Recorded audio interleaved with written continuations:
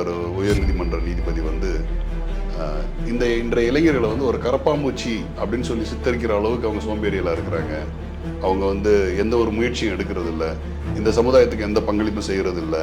அவங்க வந்து ஒரு மொபைலுக்குள்ளேயோ ஒரு சின்ன ஸ்க்ரீனுக்குள்ளே வந்து உள்ள அதனோட வாழ்க்கையை தொலைச்சிட்டு இருக்காங்க அப்படின்ற மாதிரி ஒரு கருத்தை சொல்லி அதுக்கு எதிர்வினையாக வந்து இந்த கட்சி ஆரம்பிக்கப்பட்டது, காக்ரோச் ஜனதா பார்ட்டி, சிஜேபி. அப்போ பல லட்சம் இளைஞர்களுக்கு, பல கோடி இளைஞர்களுக்கு நாங்கள் வேலை வாய்ப்பு தரோம்னு சொல்லிட்டு வந்தாங்க. ஆனால் அதே பிரதமர் வந்து என்ன சொன்னார், ஒரு இடத்துல பக்கோடா போட்டு வித்துக்குங்க அப்படின்னு சொல்றாங்க. அப்படி தன்னெழுச்சியாக வரக்கூடிய இந்த இளைஞர்களை மடைமாற்றம் செய்வதில், தங்களுடைய அரசியல் ஆதாயத்துக்காக மடைமாற்றம் செய்வதில் இந்த அரசியல் கட்சிகள் பாகுபாடின்றி செயல்படும். சரி, திரு விஜய் அப்படின்ற ஒரு இடத்துல ஒரு கரப்பாம்பூச்சின்னு ஒன்று வைக்கலாம். ஒரு கரப்பாம்பூச்சியை நீங்க முதல்வராக்கலாம், ஒரு கரப்பாம்பூச்சியை நீங்க பிரதமராக்கலாம். அதற்கான மக்கள் சக்தி இந்த ஜென்சின்னு ஒன்று இருக்கு. நீட்ன்ற ஒரு ஒரு முறைகேடான ஒரு தேர்வு சிஸ்டத்தின் மூலமா அது வந்து லீக் ஆயிடுச்சு அதுன்னு சொல்லி 2வது முறை இது நடந்திருக்கு. அப்போ ஒரு பேப்பர் ஒரு சென்ட்ரல் லீக் ஆச்சுன்னா கூட பல லட்சம் பேரோட வாழ்க்கை கேள்விக்குறியாது. அப்போ நீங்க கொண்டு வந்த சிஸ்டத்திலேயே 1000 ஓட்டையை வச்சு அதுலயும் வந்து நீங்க வந்து மாணவர்களை காயடிக்கிறீங்க. என்ன நீங்க வந்து அவங்களுக்கு ஃபீட் பண்ணீங்க, இப்படியான ஒரு ஜென்ஜி புரட்சி வரும்னு சொல்லி நீங்க வந்து சொல்றீங்க. ரொம்ப ஆபத்தானது. ஏன்னா யார் கையில் அந்த கும்பல், அந்த இளைஞர்கள் யார் கையில் சிக்கிறார்களோ அதை பொறுத்து தான் வந்து அதோட புரட்சியோட விளைவுகள் இருக்கும்.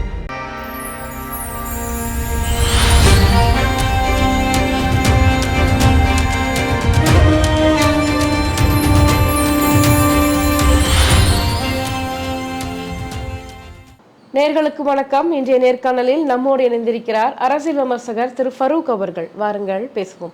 வணக்கம் சார். வணக்கம். கரப்பான் பூச்சி ஜனதா பார்ட்டி, இந்த பேரை சொல்லும் போதே ஒரு நகைப்புக்குரிய விஷயமாக இருக்குது. ஆனால் இன்னைக்கு பார்த்தீங்க அப்படின்னா இன்டர்நெட்டை கலக்கி கொண்டிருக்கிற ஒரு சக்தியாக வந்து உருவெடுத்திருக்கு அப்படின்னு சொல்லலாம். இதை பற்றி உங்கள் கருத்து என்ன? முதல்ல கரப்பாம்பூச்சி, பல்லி, பாம்பு, அரசியலில் வந்து இப்படி ஊறிப்போன கரப்பான்பூச்சிகளும் பாம்புகளும் பல்லிகளும் விஷமேறிய ஜந்துக்களும் காலங்காலமாக வந்து மக்களை எப்படிலாம் ஏமாற்றிட்டு வர்றாங்க. ஸோ இளைஞர் பட்டாளம் இன்னைக்கு வந்து ஒரு இன்றைய தலைமுறை இளைஞர்கள் அதிகமாக பாதிக்கப்பட்டிருக்கிறாங்க. இதனோட தோற்றம் நீங்கள் பார்த்தீங்கன்னா, ஒரு நீதிபதி வந்து சூரியகாந்த், ஒரு உயர்நீதிமன்ற நீதிபதி வந்து இந்த இன்றைய இளைஞர்களை வந்து ஒரு கரப்பாம்பூச்சி அப்படின்னு சொல்லி சித்தரிக்கிற அளவுக்கு அவங்க சோம்பேறியெல்லாம் இருக்கிறாங்க. அவங்க வந்து எந்த ஒரு முயற்சியும் எடுக்கிறது இல்லை, இந்த சமுதாயத்துக்கு எந்த பங்களிப்பும் செய்கிறது இல்லை. அவங்க வந்து ஒரு மொபைலுக்குள்ளேயோ ஒரு சின்ன ஸ்க்ரீனுக்குள்ளே வந்து உள்ள அதனோட வாழ்க்கையை தொலைச்சிட்டு இருக்காங்க அப்படின்ற மாதிரி ஒரு கருத்தை சொல்லி அதுக்கு எதிர்வினையாக வந்து இந்த கட்சி ஆரம்பிக்கப்பட்டது, காக்ரோச் ஜனதா பார்ட்டி, சிஜேபி. இந்த சிஜேபி அப்படின்றது வேற எதையோ ஒன்று தாக்குறது மாதிரி, இல்லை வேற எதையோ ஒன்று பிரதிபலிக்கிறது மாதிரி ஒரு பிம்பம் நமக்கு தெரியுது இல்லையா? ஸோ இது வந்து இந்த ஒட்டுமொத்த இளைஞர்களையும் வந்து ஒரு கொதிப்படைய செஞ்சது அப்படின்ற மாதிரி ஒரு விஷயங்கள் நடந்திருக்கு. பல மில்லியன் ஃபாலோவர்ஸ் அதுக்கு இதாக இருக்கிறாங்க. ஸோ இப்போ ட்ரெடிஷ்னலாக இருக்கக்கூடிய கட்சிகள் அதோடு இதை வந்து ஒப்பிட்டு இன்றைக்கி வந்து இளைஞர்கள் வந்து மிகப்பெரிய எழுச்சியை நோக்கி வந்துகிட்டு இருக்கிறாங்க. ஸோ இதை நம்ம ஏற்கனவே நம்ம பல விஷயங்களில் நம்ம நம்மளே பேசியிருக்கிறோம். இது என்னென்னா ஒரு தலைமுறை இடைவெளி. இன்றைய தலைமுறையில் வந்து நம்ம வந்து சரியாக தவறிட்டோம், அவங்கள கவனிக்க தவறிட்டோம். அவங்களுக்கான எல்லாமே மாறி இருக்கு இன்னைக்கு. அவங்க சாப்பிட்ற உணவாக இருக்கட்டும், அவங்க பார்க்குற விஷயங்களாக இருக்கட்டும், அந்த பார்வை, உணர்வுகள் எல்லாமே மாறி இருக்கு. ஆனால் நம்ம வந்து அவங்க மேலே கருத்துக்களை திணிக்கிறோம், இப்படி தான் நடக்கணும், இப்படி தான் பண்ணணும் அப்படின்னு சொல்லிட்டு. ஸோ ஒரே வீட்டுக்குள்ளே நம்ம இருந்தாலும் வேறு வேறு உலகங்களில் நம்ம வசிக்கிறோம். நம்மளுடைய தலைமுறை இடைவெளி, நம்ம அவங்களுக்கு சொல்லி கொடுக்க வேண்டிய நீங்கள் வந்து எந்த ஒரு விஷயத்தையும் ஒரு பெரிய இடைவெளி இருக்குது, அதான் விஷயம். சரிங்களா? அவங்க கவனிக்கக்கூடியதை நம்ம பார்க்குறது இல்லை, நம்ம பார்க்குற கண்ணாடியில் தான் அவங்கள பார்க்க சொல்கிறோம். ஸோ இந்த தலைமுறை இடைவெளி அதன் காரணமாக வெடித்தெழுந்தது தான் இந்த இது. ஓகேங்களா? இன்றைக்கி இருக்கக்கூடிய சமூக ஊடக புரட்சியில் வந்து அது வந்து எல்லாருடைய கவனத்தையும் பெற்றிருக்கு. மொத்தமாகவே நம்ம வந்து இந்த அரசியல் களங்கள் வந்து மாறுது, டோட்டலாகவே எல்லாமே மாறுது. நீங்கள் இன்றைக்கி தாவேகாவை எடுத்துக்கங்க. தாவேகாவோட வெற்றியை பார்த்து எல்லாருமே மிரண்டு போனாங்க. அதுக்கு பின்னாடி எல்லாரும் தங்களோட சுய பரிசோதனை பண்ணுறாங்க. அந்த காரணம், இந்த காரணம், கூட்டணி, அந்த பிரச்சனை, இந்த பிரச்சனைன்ட்டு. பட் கடைசியாக வந்து எல்லாரும் ஒத்துக்கிட்டது என்னன்னு கேட்டிங்கன்னா, இளைய தலைமுறையினரை நாம் அணுகிய விதம், அவர்களை நாம் புரிந்து கொள்ளாத விதம், அவருடைய உணர்வுகளை வந்து நம்ம சரியாக கைட் பண்ணலை, வழி நடத்தலை, அப்படின்ற ஒரு பெரிய எல்லாருமே அதை ஒத்துக்கிறாங்க. அதுதான் யதார்த்தம். ஸோ இனி வரக்கூடிய காலங்களில் வந்து எல்லாரும் அந்த தலைமுறை இடைவெளியை வந்து நிரப்பணும். அதுதான் அது முக்கியமாக பார்த்தீங்க அப்படின்னா அந்த உச்சநீதிமன்ற தலைமை நீதிபதி அவர் சொன்ன அந்த கருத்து வந்துட்டு இளைஞர்களை ரொம்ப பாதிச்சிருக்கு அப்படின்னு கூட சொல்லலாம். சமூகத்தில் வந்துட்டு கரப்பான் பூச்சி ஒட்டுணிகள் மாதிரி இளைஞர்கள் வந்துட்டு சமூக வலைதளங்கள்லேயே மூழ்கி இருக்கிறாங்க, அவர்களால் எந்த பிரயோஜனமும் இல்லை அப்படின்ற மாதிரி பேசுவது எந்த விதத்தில் நியாயம் சார்? அது தவறான. அதுதான் இப்போ நீங்கள் என்ன சரியான பார்வை என்னன்னா, ஒரு அரசாட்சி இன்னைக்கு வந்து அரசின் அங்கங்கள் வந்து என்ன மாதிரி, அதாவது நீங்கள் தொடர்ந்து வந்து இதே பிஜேபி 2014 வந்து மிகப்பெரிய வாக்குறுதிகளை செலுத்தி தான் வந்து இந்தியாவில் வந்து பிரதமராக வந்தார். நான் மொத்தமாக ஒன்றிய அரசுன்னு சொல்லி மொத்தமாக சொல்கிறேன் நான். அப்போ பல லட்சம் இளைஞர்களுக்கு, பல கோடி இளைஞர்களுக்கு நாங்கள் வேலை வாய்ப்பு தரோம்னு சொல்லிட்டு வந்தாங்க. ஆனால் அதே பிரதமர் வந்து என்ன சொன்னார், ஒரு இடத்துல பக்கோடா போட்டு விற்றுக்குங்க அப்படின்னு சொல்கிறாங்க.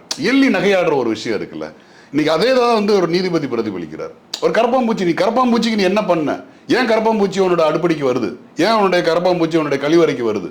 கரப்பாம்பூச்சிகள் வந்து எப்படி உருவாகின்றன? நீ வந்து கரப்பாம்பூச்சி உருவாக்குறதுக்கான காரணமாக நீயா இருக்கிற.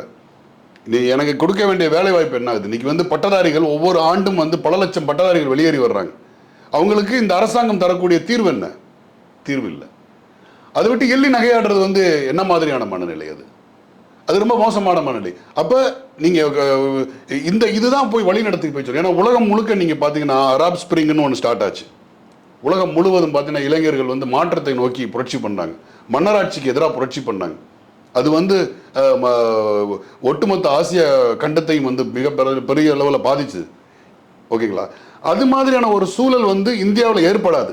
ஏன் ஏற்படாதுன்னா, இங்கே வந்து இனத்தால், மதத்தால், மொழியால், நிலப்பரப்புகளால், கொண்ட கொள்கைகளால் எல்லாமே வேறுபட்டிருக்கு. இப்படியான ஒரு தளத்தில் வந்து ஒருமித்து ஒரு மிகப்பெரிய புரட்சி நடக்கிறது வாய்ப்பு இல்லை.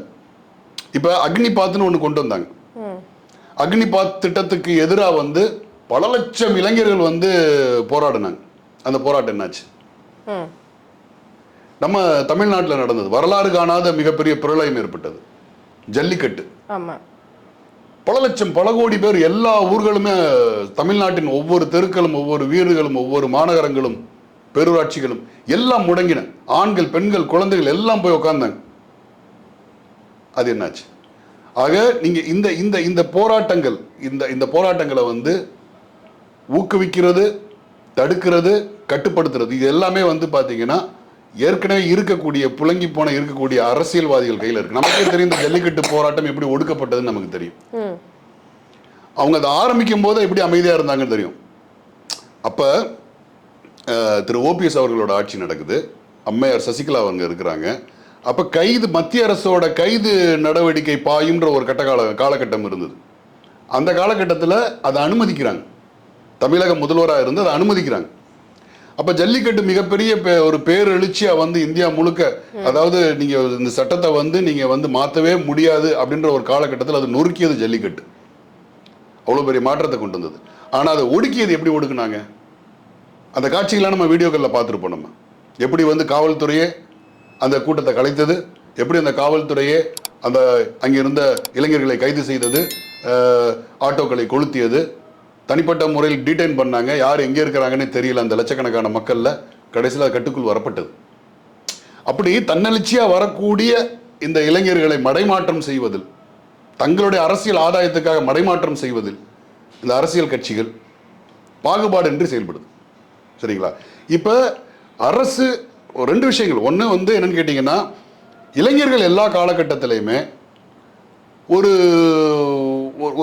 இன்னைக்கு நம்ம இந்திய எதிர்ப்பு போராட்டத்திலிருந்து பார்க்கலாம். நம்ம இந்திய எதிர்ப்பு போராட்டம்ன்றது முழுக்க முழுக்க இளைஞர்களால் வழிநடத்தப்பட்ட ஒரு மிகப்பெரிய, இந்தியாவில் மிகப்பெரிய பேர் இயக்கம். சரிங்களா?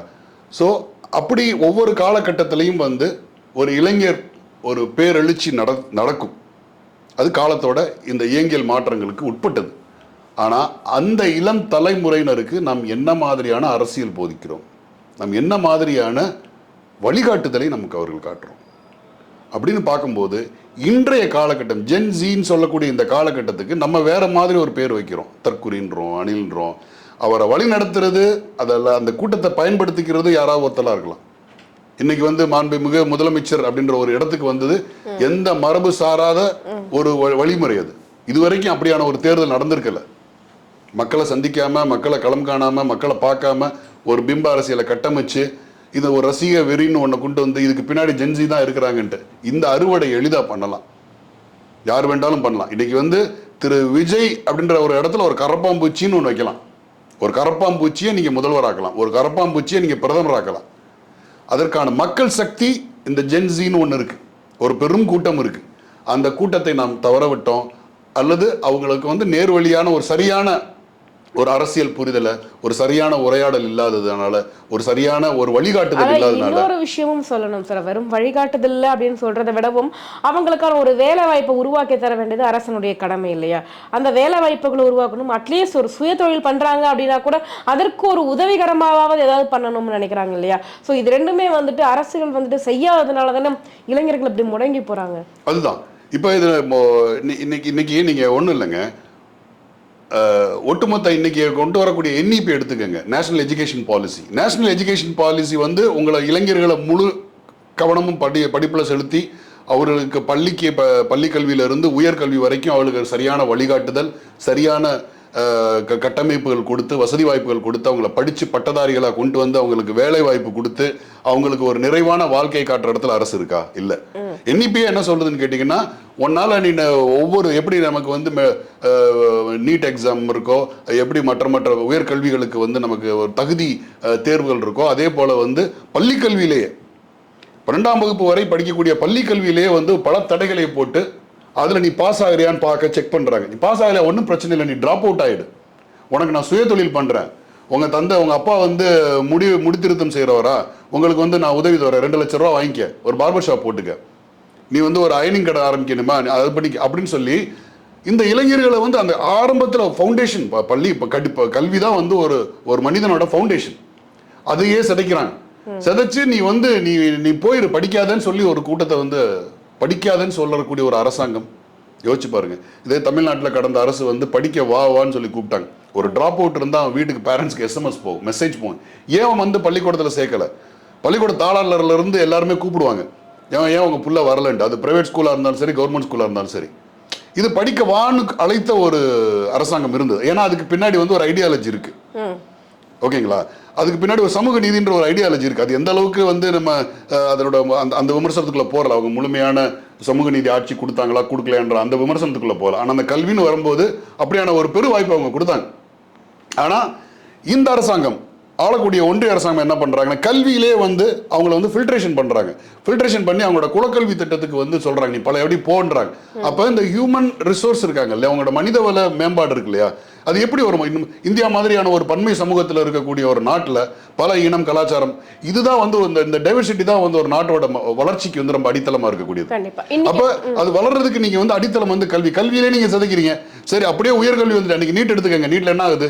20 லட்சம் மாணவரோட வாழ்க்கை வந்து கேள்விக்குறியாகி போச்சு. நீட்ன்ற ஒரு முறைகேடான ஒரு தேர்வு சிஸ்டத்தின் மூலமா அது வந்து லீக் ஆயிடுச்சு அதுன்னு சொல்லி 2வது முறை இது நடந்திருக்கு. அப்போ ஒரு பேப்பர் ஒரு சென்ட்ரல் லீக் ஆச்சுன்னா கூட பல லட்சம் பேரோட வாழ்க்கை கேள்விக்குறியாது. அப்போ நீங்க கொண்டு வந்த சிஸ்டத்திலேயே 1000 ஓட்டையை வச்சு அதுலயும் வந்து நீங்க வந்து மாணவர்களை காயடிக்கிறீங்க. அதுக்கடுத்து நீங்க வேலை வாய்ப்புன்னு தேடி போற இளைஞர்களுக்கு நீங்க கொடுக்குற அறிவுரை என்னன்னு கேட்டீங்கன்னா, பக்கோடா போட்டு பொழைச்சிக்க, உனக்கு தேசபக்தி இருக்குது, நீ தேசபக்தியை கொண்டு நீ வந்து நீ நில்லு, நீ வந்து சக மனிதன் நீ வெறுத்துக்க, மதத்தின் பேரால் ஒரு அடையாளத்தை சொல்லி இது பண்ணிக்க. அப்படியான ஒரு தவறான வழிகாட்டுதலுக்கு வந்து இந்த ஒரு அன்பார்ச்சுனேட்டா அப்படி ஒரு சிச்சுவேஷனை வந்து இளைஞர்களுக்கு மத்தியில் கொடுக்கும். ஒட்டுமொத்தமாக கன்னியாகுமரியிலிருந்து காஷ்மீர் வரை இருக்கக்கூடிய இளைஞர்கள் தங்களுடைய வாழ்க்கை, தங்களுடைய எதிர்காலம் கேள்விக்குறியாக இருக்கும்போது அவங்க வந்து அணி திரள்றது வந்து இயல்பானது. அந்த அணி திரட்சி பாசிட்டிவான முறையில் சென்றுச்சுன்னு சொன்னால் மிகப்பெரிய வெற்றி ஆகும். இல்லைன்னு சொன்னா அவங்க யார் அவரை கையில் அடிக்கிறார்களோ அவர்களின் கைப்பாவை மாறிடுவார்கள். இப்ப நேபாளத்தில் ஒரு புரட்சி நடந்தது, மாணவர் புரட்சி. வழிகாட்டுதலே இல்லை, அடிச்சான் பிடிச்சான், போய் மினிஸ்டர் அடிக்கிறான், ஓட வர்றான், தெருவில் போட வர்றான், ஆபத்தான விஷயம். சரிங்களா? அதே மாதிரி ஒரு விஷயத்தை வந்து மாண்புமிகு அமைச்சர் ஆதவ அர்ஜுனா வந்து ஒரு இடத்துல சொன்னார், ஜென்ஜி புரட்சி நடக்கும்னாரு. ரொம்ப ஆபத்தானதுங்க அது. எந்த நீங்க வழிகாட்டுதலை கொடுத்தீங்க? என்ன பெரிய இந்திய எதிர்ப்புக்கு இது பண்ணீங்களா, இல்லை ஆங்கிலேயருக்கு போராட்டத்து வெள்ளையர்களுக்கு எதிராக போராடின மாதிரி ஒரு போராட்டத்தை சொல்லி கொடுத்தீங்களா, இல்லை பாட்டாளி வர்க்கத்தின் விடுதலைக்காக சொல்லி கொடுத்தீங்களா, இல்லை சாதிய ஒழிப்பை சொல்லி கொடுத்தீங்களா? என்ன நீங்க வந்து அவங்களுக்கு ஃபீட் பண்ணீங்க? இப்படியான ஒரு ஜென்ஜி புரட்சி வரும்னு சொல்லி நீங்க வந்து சொல்றீங்க. ரொம்ப ஆபத்தானது. ஏன்னா யார் கையில் அந்த அந்த கும்பல், அந்த இளைஞர்கள் யார் கையில் சிக்கிறார்களோ அதை பொறுத்து தான் வந்து அதோட புரட்சியோட விளைவுகள் இருக்கும். சரிங்களா? இப்ப இந்த கரப்பான் பூச்சி அப்படின்றது வந்து ஒரு நகைப்புக்குரியதாக இருந்தாலும் இது எதனோட வெளிப்பாடு அப்படின்னு பார்த்தா ஆளும் அரசாங்கத்திற்கு எதிரான வெளிப்பாடு. அவர்களுடைய திட்டங்கள், நீங்க மாணவர்களுக்கோ இல்ல இளைஞர்களுக்கோ வேலை வாய்ப்பு சார்ந்த எல்லாத்துக்குமான திட்டங்கள் ஒருங்கிணைஞ்சு பாக்குறாங்க. இன்னைக்கு இந்தியா எந்த லெவல்ல போயிருக்குன்னு அதனுடைய வெளிப்பாடு தான் இது. ஆனா இதை யார் கண்ட்ரோல் பண்ண போறா, யார் இயக்க போறா, இதுக்கு எப்படி முடிவு எழுத போறாங்க அப்படின்றத பொறுத்து தான் நம்ம என்னுடைய வருங்காலத்தை தெரியும். இதுல பாத்தீங்க அப்படின்னா இந்த கரப்பாம்பூச்சி ஜனதா பார்ட்டி இதுக்கு வந்துட்டு பாஜகவை விடவும் அதிக ஃபாலோவர்ஸ் வந்து இருக்காங்க அப்படின்ற போது இளைஞர்களுடைய மனநிலை எதை காட்டுது சார்? ரொம்ப விரக்தியில வெறுப்புல இருக்காங்கன்னு எடுத்துக்க முடியும் இல்லைங்க. இன்னைக்கு வந்து ஒருங்கிணைக்கிறதுன்றது வந்து நீங்க வந்து இப்போ ஒரு கூட்டம் போட்டீங்கன்னா 100 பேர் கூட சேர மாட்டான். கூட்டம் போட்டு கட்சி வளர்த்த கட்சியில இன்னைக்கு வந்து ஒண்ணுமில்லாம போயிட்டு போச்சு. சரிங்களா? மணிக்கணக்கில் 4 மணி நேரம் 8 மணி நேரம் கூட்டங்கள்லாம் பேசின கட்சிகள்லாம் இன்னைக்கு இல்லாமல் போயிடுச்சு. இல்லாமல் போச்சு மீன்ஸ் வந்து அந்த அதிகாரத்தில் இல்லாமல் போயிடுச்சு. ஆனால் இன்னைக்கு ஒரு சின்ன ட்வீட்டில் இல்லை ஒரு இன்ஸ்டா மெசேஜில் ஒரு ரீலில் உலகம் ஃபுல்லாக இணைக்க முடியும். அதுதான் தகவல் தொழில்நுட்பத்தோட ஒரு பெரிய வலிமை நான் நினைக்கிறேன். உட்கார்ந்த இடத்துல இருந்து பல லட்சம் லைக்ஸை நீங்கள் கொண்டு வர முடியும். அப்போ அந்த ஒத்த சிந்தனையை வந்து நீங்கள் உங்களால் உருவாக்க முடியும். அது வந்து தொழில்நுட்பத்தோட சாத்தியம். இன்னைக்கு இருக்க தகவல் தொழில்நுட்பம் வந்து ரொம்ப உச்சத்துக்கு போயிடுச்சு. அதாவது எமோஷனலாக வந்து நீங்கள் மக்களை கனெக்ட் பண்ணலாம். நான் இப்போ நம்ம ஒரு கும்பலாக வந்து பல லட்சம் பேர் இருக்கும், பல கோடி பேர். இன்னைக்கு வந்து தமிழ்நாட்டில் ஒரு 8 கோடி பேர் இருக்கும். 8 கோடி பேரை நீங்கள் வகைப்படுத்தலாம். ஆண்களாக வகைப்படுத்தலாம், பெண்களாக வகைப்படுத்தலாம், வயது வைத்து நீங்கள் வந்து 20 வயதுக்கு கீழே, 20 வயதுக்கு மேலே, 40 வயதுக்கு மேலே சொல்லி வகைப்படுத்தலாம். இப்படி வகைப்படுத்தப்பட்ட மக்கள் இருக்காங்க. அதில் அன்எம்ப்ளாய்மெண்ட் இருக்காங்க. ஓகேங்களா? இதுல வந்து சுய தொழில் பண்றவங்க இருக்காங்க, மதம் சார்ந்து இயங்குறவங்க இருக்கிறாங்க, ஜாதிய சார்ந்து இயங்குறவங்க இருக்கிறாங்க. ஆக நம்ம ஒரு மிக பெரும் மக்கள் கட்டுக்குள்ள இருந்தாலும், கூட்டத்துக்குள்ள இருந்தாலும், நம்ம எல்லாருக்குமே ஒரு தனித்தனி உலகம் இருக்கு. அந்த தனி உலகத்துல எனக்கு என்ன திணிக்கப்பட வேண்டும், நீங்க என்ன சிந்திக்கிறீங்க, உங்களுக்கு என்ன திணிக்கப்பட வேண்டும் அப்படின்றத ஒரு தொழில்நுட்பம் சிந்திக்கிறது. சரிங்களா? இப்போ நம்ம வந்து இப்போ நீங்க ஒரு டிராவிடியன் ஐடியாலஜியில் இருக்கிற எல்லாத்தையும் ஒரு கும்பலாக கொண்டு போகலாம். ஓகேங்களா? ஒரு அம்பேத்கரிஸ்ட ஃபுல்லா ஒரு கும்பலாக கொண்டு போகலாம். ஒரு நடிகர் நடிகர், அந்த நடிகர் சார்ந்து ஒரு ரசிகர் பட்டாளத்தை உருவாக்கலாம். இந்த தனித்தனி கும்பல்களுக்குள்ள நான் என்ன யோசிக்கிறேனோ அவங்களை எமோஷனலா நான் வந்து எடுக்க முடியும். நீங்க இதுதான் விரும்புவீங்க, இதை தான் பார்ப்பீங்க. உங்களுக்கு விரும்பாத ஒரு நடிகரோட படம் வருது, அதை எப்படி நம்ம ஃபிளாப் பண்றது? உங்களோட தலைவர் வந்து அது எப்படி ஃபயர் வருது? தவறே பண்ணாலும் அதுக்கு எப்படி ஃபயர் வருது அப்படின்னு என்னை வந்து ஒரு சிறைப்படுத்தப்பட்டு என்னை சுற்றி ஒரு இரும்பு கோட்டைக்குள்ள நீங்க வந்து என்னை கட்டமைக்குது. இது தொழில்நுட்பம் பண்ண முடியும். தொழில்நுட்பத்தில் சாத்தியப்படக்கூடியது தான் ஒன்று. சரிங்களா? அப்படி உங்களோட ஒரு 8 கோடி பேர் மக்களை வந்து நான் தனித்தனியாக கேட்டகரைசேஷன் பண்ணி அவரோட உணர்வுகளோட விளையாண்டு நீங்க என்ன யோசிக்கிறீங்களோ நான் அந்த கண்டென்ட் என்னால் கொடுக்க முடியும். ஒரு கட்டத்தில் வந்து நான் என்ன சொல்ல வரேனோ அதை வந்து நீங்க செய்ய வச்சிருவேன் நான். இது வந்து நீங்க வந்து பாத்தீங்கன்னா இப்போ மீடியா கேம்பெயின்ஸ்லாம் அப்படி தான் இருந்தது ஒரு காலகட்டத்தில். வந்து பார்த்தீங்கன்னா நீங்கள் சேட்டலைட் பிரிண்டட் மீடியா என்ன சொல்லுதோ அதை வச்சு ஒரு இஸ்லாமோஃபோபியா, ஓகேங்களா, ஒரு உலகம் முழுக்க பார்த்தீங்கன்னா இஸ்லாமியர்கள் என்பார் தீவிரவாதிகள் அப்படின்ற ஒரு முகம் கொடுக்க முடியுது. அது எப்படி கொடுக்க முடியுதுன்னா அவன் வந்து ஒரு கட்டத்தில் வந்து இந்த மக்கள் வந்து அவன் சொல்றதை மட்டுமே யோசிக்கக்கூடிய அதோட பாதிப்பு வந்து இன்னைக்கு சென்னையில் ஒரு ஒரு ஒரு இஸ்லாமியருக்கு வந்து வீடு கிடைக்காம போகும், ஒரு ஒரு ஒரு ஒரு அலுவலகத்தில் வந்து வேலை வாய்ப்பு கிடைக்காம போகும். எங்கேயோ ஏதோ ஒரு மீடியாவில் எங்கேயோ இருந்து உட்காந்து பண்ணக்கூடிய ஒரு மிகப்பெரிய அந்த கேம்பெயினிங்க்கு சிக்குன்றான். அதை விட பல ஆயிரம் மடங்கு வலிமையான இன்றைய தகவல் தொழில்நுட்ப சோசியல் மீடியாக்கள்லாம் வந்து இது எல்லாமே வந்து பார்த்தீங்கன்னா பொலிட்டிக்கல் டேட்டா சயின்ஸோட ஒரு மிகப்பெரிய ஆட்சி. இன்னைக்கு டேட்டா தான் உலகம். நம்மளை சுற்றி பல பில்லியன்ஸ் ஆஃப் டேட்டா இருக்கு. அந்த டேட்டாவை நீங்கள் வகைப்படுத்தி யாரை எப்படி பர்டிகுலராக டார்கெட் பண்ணணுன்ற மிகப்பெரிய வித்தை இருக்கிறது தான் இந்த தொழில்நுட்பத்தோட வலிமை. ஸோ அதை கொண்டு இவர்கள் என்ன வேண்டாலும் சாதிக்கலாம். இது யார் கையில் சிக்குகிறதோ அதுவாகவே அது மாறிவிடும். கண்டிப்பாக சார். எங்கள் கேள்விகளுக்கு ரொம்ப சிறப்பான பதில் சொன்னீங்க சார். ரொம்ப நன்றி. நன்றி, வணக்கம்.